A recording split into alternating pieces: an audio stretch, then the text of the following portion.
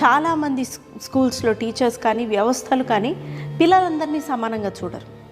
ఫీజులందరికీ సమానమే, కానీ వాళ్ళందరినీ సమానంగా అసలు చూడరు. ఒక స్టూడెంట్ చెప్పిన వెంటనే గ్రాస్ప్ చేస్తారు. ఇంకో స్టూడెంట్ చెప్తూ ఉండగా ఇంకొక స్టూడెంట్ వినడం ద్వారా ఏం విననట్టే ఉంటారు, కానీ టక అన్నీ గుర్తున్నవన్నీ చెప్పేస్తూ ఉంటారు.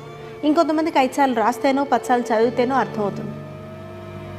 ఇప్పుడు ఇక్కడ మనం ఈ లాజిక్ అనేది పక్కన పెట్టేద్దాం.